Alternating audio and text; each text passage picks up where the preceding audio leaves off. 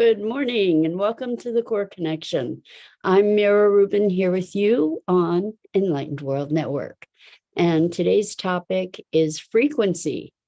So as we become more sensitized to energy, we can actually broaden our perception, broaden our awareness, and also our ability to impact our circumstance and other people, other sentient creatures that we interact with. And good morning, Rosalind. Welcome. It's great to have you here with us this morning.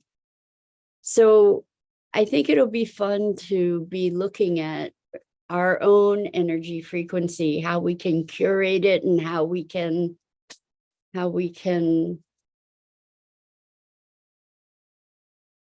expand it or elevate it. So before we get started, though, we're going to take a couple minutes to get present. So let's take a deep breath in through your nose and hold it. And imagine clean, crisp oxygen flooding your lungs, flowing into your bloodstream, nourishing all your cells, all your organs, bringing vital life energy to your body and being. And as you exhale any tension, negativity, fatigue. And now let's take another deep breath in through your nose and hold it. This time, imagine brilliant, bright light lighting you up from the inside out, illuminating, electrifying, and energizing all your cells, all your molecules, your electrons, creating this brilliant beam of light and energy from your heart out into the world. And as you exhale any remaining stress, tension, negativity, fatigue. And now we'll press our palms together, vigorously rub your hands together to feel the friction, the temperature, the pressure, the motion. I love this. It warms my hands up. And the tickling and tingling when you stop, and allow all those sensations to bring you present right here, right now, into this remarkable physical form that enables us to experience life. Welcome, welcome, welcome. So we are talking about frequency. And by the way, I don't know that if you comment on my pages, I don't know that the comments show up here in Restream. I don't know if anybody wants to test that from my personal pages, a page or my business page. But in the past, I haven't seen comments from those arenas. So if you want to check it out, that would be awesome. And otherwise, if I'm not responding to your comments, it's because I don't see them. So I'm not shunning anybody. I just don't see the comments. Anyway, so frequency, we've all felt times when we were high energy and low energy. And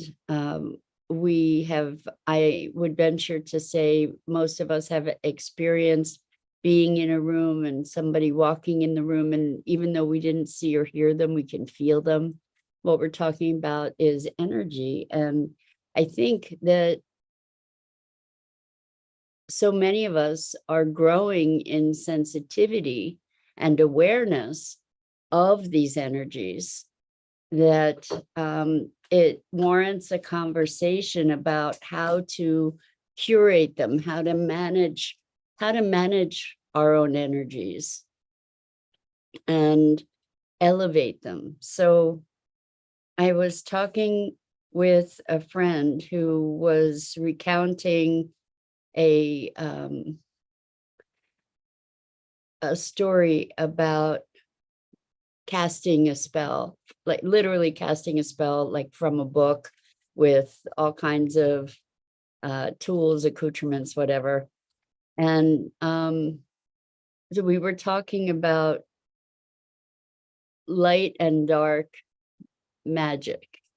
And really what is happening with magic is a deliberate manipulation of energies, right? Intentions, thoughts, um, but thoughts that are powered by maybe by belief, because the ritual of spell casting, of witchy like spell casting, is something that enhances the belief and the intent. It's not, by the way, something that I engage in.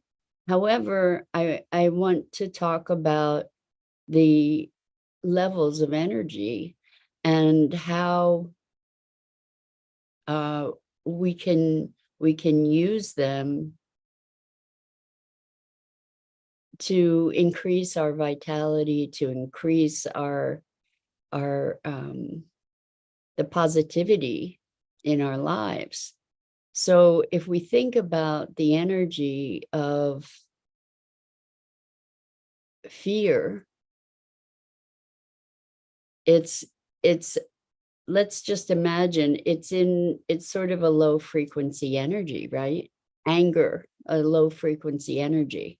Depression, a low frequency energy. And so many of us are looking to create transformation in the world. And yet, because we're sensitive to the need for that transformation, we can kind of easily get mowed down by the concerns, by the emotional toll of the concerns in the world. There's certainly a lot to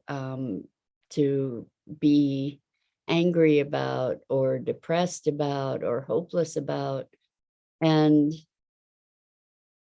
it's the very people who have the capability to make change who are typically feeling those oppressions, and their energy type oppressions.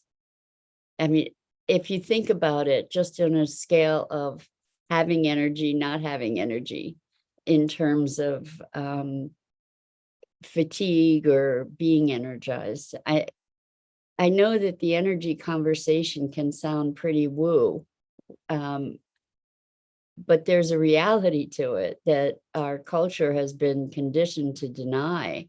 And the truth is that if we check in, if it's feeling woo to you, if you check in, you'll be able to identify your experience of different people's energies and the energies of different situations. And I think it's important. So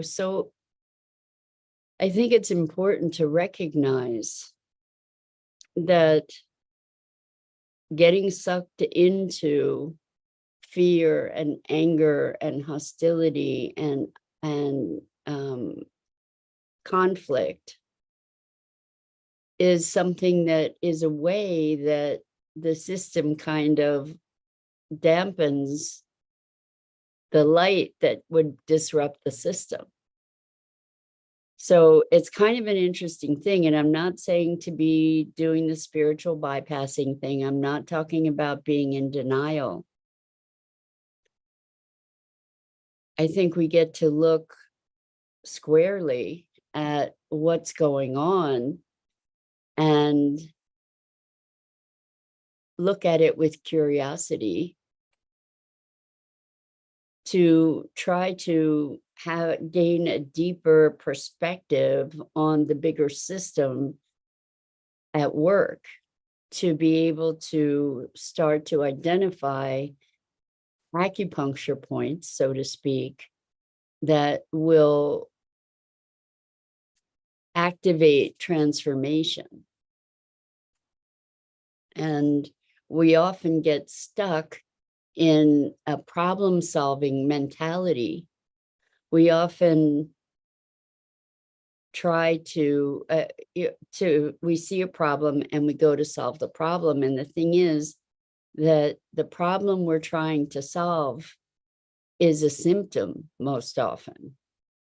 And so what needs to happen in our desire to solve problems is, instead of trying to take immediate action to accomplish something in isolation, we look at the greater system and try to understand what the dynamics are that are generating symptoms that are represented by the kinds of problems that are showing up.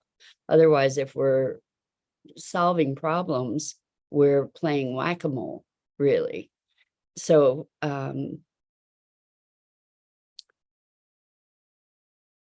just thinking of so many of the green type situations where people are trying to use the same structures, the same broken structures, but just plugging in different things that then become their own problem. But that might be a different conversation. Let's get back to how this problem solving thing works with frequency. So everything is energy. And of course, anything I say, I want you to check in. I don't want you to just believe what I'm saying because I'm saying it. You got to check in for yourself. But we do know, I think we know, that everything is energy. And by working on a lower plane where all these problems exist, we can't see the bigger picture. We can't identify the source. And so what's required is that we elevate our consciousness and that we elevate our frequency. And I'm kind of thinking of consciousnesses and frequency as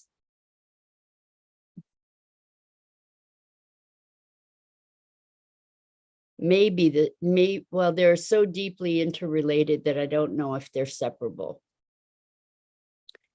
And like our heart rate, like our body temperature, there are fluctuations. And I don't think that there are probably quite few people on the planet who maintain a constant frequency of consciousness.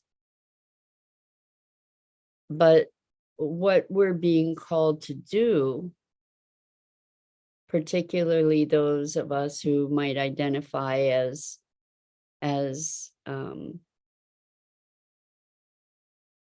light workers, is kind of a loaded term, but those of us who want to who are working for a better world, elevating our consciousness, elevating our awareness, elevating ourselves, because then we can have a broader view, if we're from higher up, so you can kind of have a broader perspective, that we have a responsibility, or we have an invitation to a responsibility to curate our energy. Because every time we fall into an automatic kind of behavior, an automatic rage, for example, or an automatic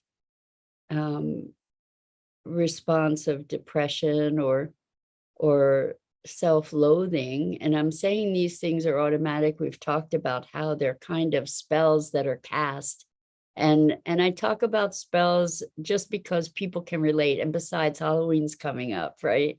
But people can relate to the notion of a spell as something separate from themselves. As we elevate our own energy, we're becoming freer of those spells. As we become freer of those spells, we elevate our energy.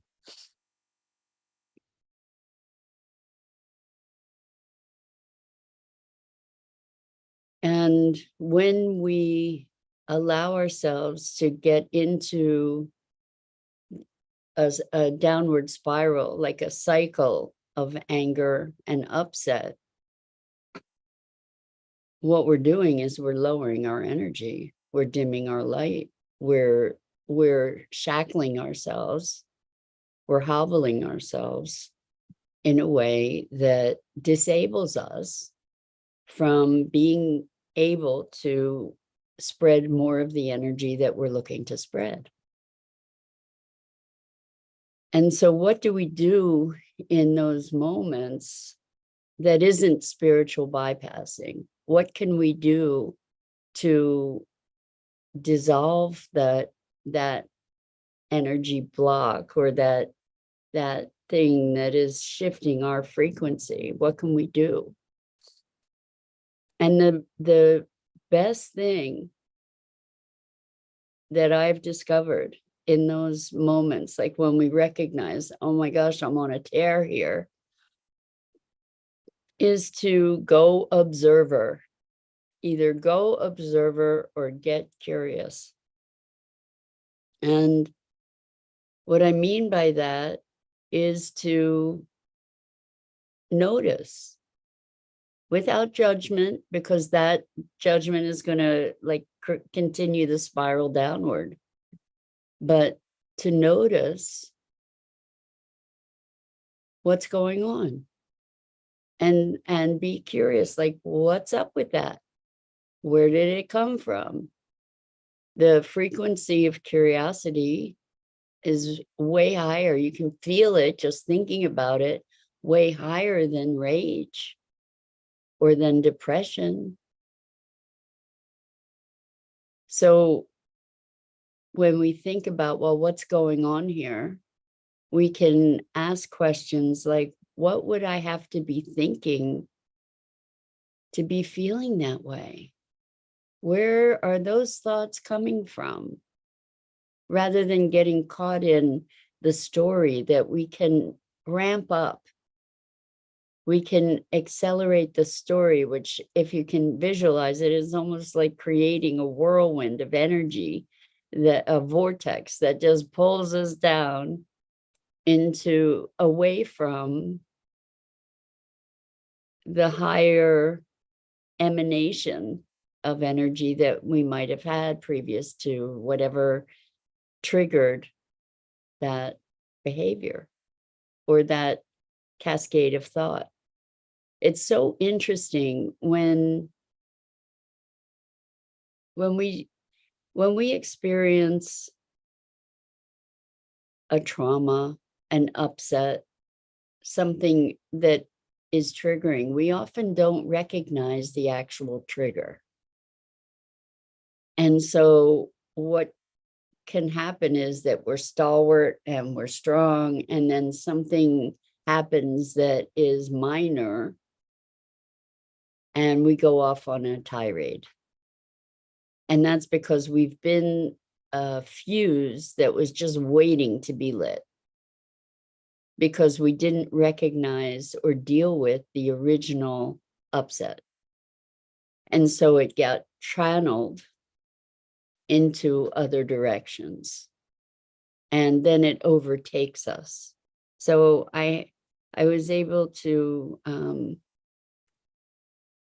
well, in a conversation with a client, they have a dog that they absolutely adore, and this dog was in trouble from having eaten something that was blocking it. And fortunately, they were able to discover this in time for the vets to intervene and do surgery, remove the obstruction, and save this dog's life. But meantime, it was over a course of days that they were separated from the dog and going through all this stress. And then the dog came out okay, thank God, or thank whatever. And they were back at home. and having to navigate all kinds of challenges with the mail system. And what happened was they just went off in a rage, and we talked about it, and they were very upset with themselves because they had fallen back into this ragey behavior over no provocation, because, it was just stupid stuff. And we were able to identify that it wasn't over what it looked like. It wasn't over the stupid stuff. It was over the deep, deep sense of helplessness around their beloved dog, and the stress and fear and tension and all of that went on in going through that process with this beloved creature. And I think that that's an example for all of us, because when we don't deal with what's there, like we're trying to go through things and we'll be tough, we'll be strong, we'll weather it. When we do that, we're just subverting that energy. It's going to come out. It's going to come out somewhere. We're talking about frequency, right? So, you're creating a time bomb, so to speak, when we don't deal with our emotion. And I experienced that with another client as well, who had suffered a loss and hadn't really been able to process that loss. And their upset and despair and hopelessness and resignation was channeling itself outward to feeling that the world was going to hell in a handbasket, and relationships were unfulfilling, and what the essence was is that they hadn't really processed their grief over their loss. And it's interesting because you're taking these emotions, and again, it's frequency, right? It's pushing it down, pushing it down, pushing it down, compressing it, pressurizing it, until all of a sudden it comes out in an explosive and unpredictable way, rather than in a way that is more ecological, so to speak, right? And so learning how to modulate or recognize our emotions and be curious. Curiosity is magic in and of itself. To be curious without judgment about, well, wow, what's going on here?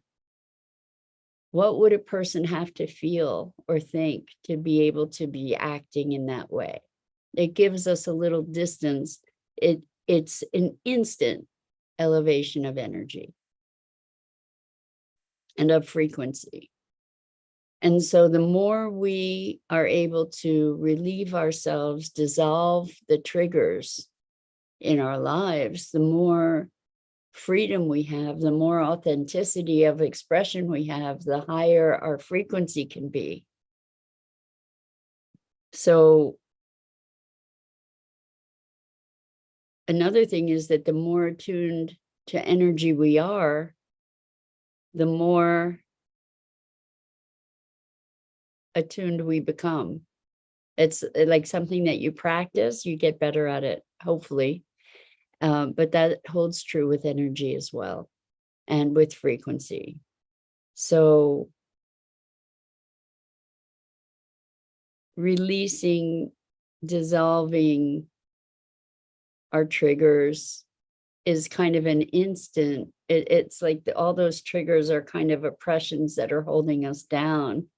And as we release them, we experience more freedom and our frequency can rise. At least that's try it on. See if that proves true for you. Anyway, that's it for today and for this week. And I want to thank you for being here with me and taking this time.